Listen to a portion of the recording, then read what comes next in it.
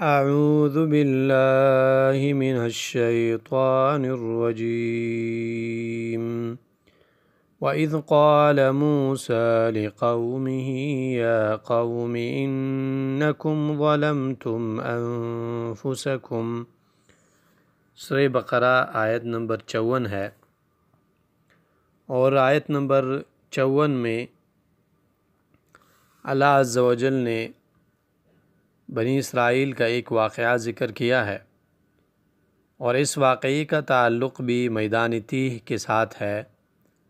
موسیٰ علیہ السلام جب اپنے قوم کو لے کر مصر سے ہجرت کر کے میدان تیہ کی طرف آئے، اللہ عز و جل نے موسیٰ علیہ السلام کے ساتھ 40 راتوں کا وعدہ کیا۔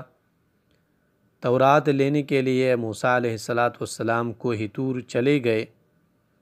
موسیٰ علیہ السلام کے قوم میں سامری نام کا ایک شخص تھا، جس نے عورتوں کے زیورات کو جمع کیا، انہیں پگھلایا اور پگھلانے کے بعد بچھڑے کا شکل اور معبود بنایا، اور لوگوں سے کہا کہ یہی بچھڑا موسیٰ کا اور آپ سب کا معبود ہے، اس کی عبادت کریں۔ ہارون علیہ السلام کے بار بار منع کرنے کے باوجود بھی بنی اسرائیل نے اس بچھڑے کی عبادت شروع کی، اور موسیٰ علیہ السلام واپس جب آئے کوہ طور سے، موسیٰ علیہ السلام کا قوم بنی اسرائیل بچھڑے کی عبادت میں مبتلا ہو چکے تھے۔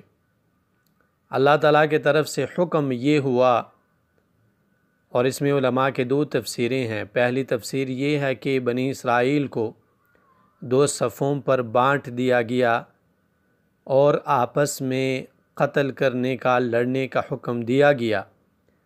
آپس میں قتل کرتے رہے، لڑتے رہے، یہاں تک کہ 70,000 لوگ قتل ہو گئے۔ موسیٰ علیہ السلام اللہ سے دعا کرتے رہے، اللہ تعالیٰ نے ان کی توبہ کو قبول فرمایا اور لڑائی کو بند کروایا گیا۔ اور دوسری تفسیر یہ ہے کہ جنہوں نے بچھڑے کی عبادت کی تھی، ان کو حکم دیا گیا کہ وہ قتل ہونے کے لیے تیار ہو جائیں۔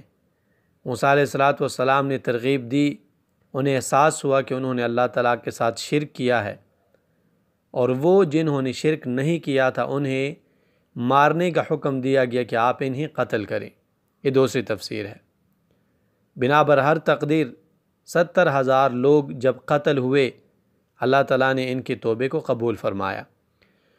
وَإِذْ قَالَ مُوسَىٰ، اور جب کہا موسیٰ علیہ السلام نے لِقَوْمِهِ، اپنے قوم سے، یا قوم، اے میرے قوم، اِنَّكُمْ ظَلَمْتُمْ أَنفُسَكُمْ بِاتِّخَاذِكُمُ الْعِجْلَ۔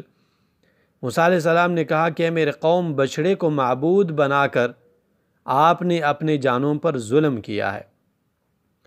فَتُوبُوا إِلَىٰ بَارِئِكُمْ، تو آپ رجوع کریں اپنے پیدا کرنے والے کی طرف، اللہ کی طرف۔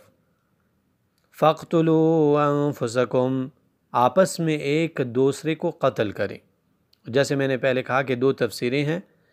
ذَلِكُمْ خَيْرٌ لَكُمْ عِندَ بَارِئِكُمْ، تمہاری بہتری اللہ تعالیٰ کے نزدیک اسی میں ہے کہ آپ ایک دوسرے کو قتل کریں۔ فَتَابَ عَلَيْكُمْ، تو اس نے تمہاری توبہ قبول کی۔ إِنَّهُ هُوَ التَّوَّابُ الرَّحِيمُ، کیونکہ اللہ تعالیٰ توبہ قبول کرنے والا، رحم کرنے والا ہے۔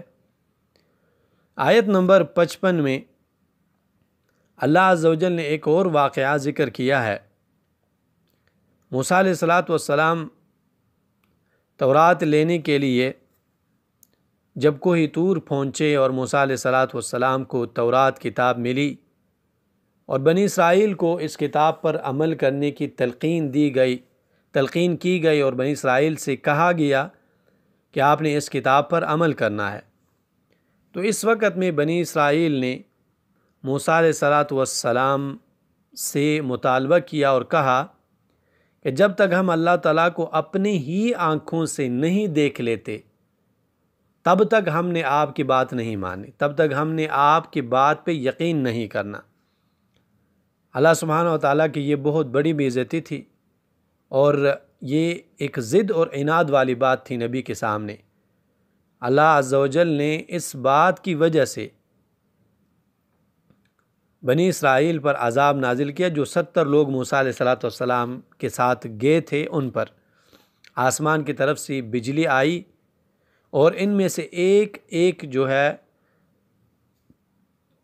وہ گرتا گیا اور مرتا گیا، اور دوسرے جو وہاں تھے وہ دیکھتے گئے، یعنی 70 لوگ باری باری جو ہے مرتے رہے، اور بعد میں رہنے والا پہلے مرنے والے کو دیکھتا رہا۔ جب یہ واقعہ پیش آیا تو موسیٰ علیہ السلام بہت زیادہ پریشان ہو گئے کہ پہلے سے بنی اسرائیل جو ہے وہ حسد کرنے والے لوگ ہیں، نہ ماننے والے لوگ ہیں، اعتراض کرنے والے لوگ ہیں۔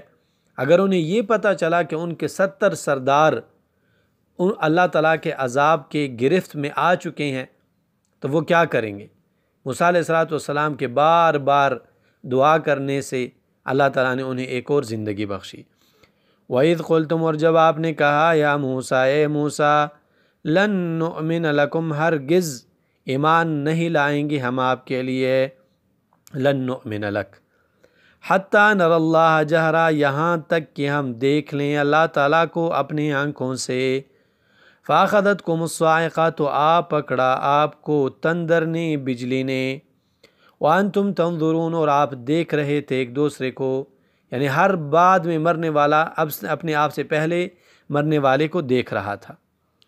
ثم بعثناکم من بعد موتکم، پھر ہم نے تمہیں زندہ کیا، من بعد موتکم، آپ کو مارنے کے بعد، لعلکم تشکرون، تاکہ تم شکر کر سکو۔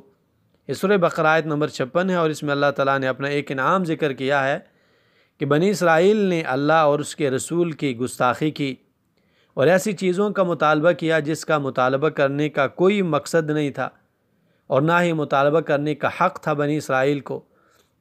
اس گستاخی کی وجہ سے اللہ تعالیٰ نے ان پہ عذاب تو نازل کیا، لیکن موسیٰ علیہ السلام کی دعا کی وجہ سے اللہ تعالیٰ نے انہیں ایک نئی زندگی دی، اور یہ زندگی اللہ تعالیٰ نے اس لیے دی کہ بنی اسرائیل اللہ تعالیٰ کا شکر ادا کر سکے۔ ان آیتوں میں بہت سارے مسئلے ہیں۔ پہلا مسئلہ یہ ہے کہ اللہ عز و جل کے سوا کسی اور کی عبادت کرنا شرک ہے اور سب سے بڑا ظلم ہے۔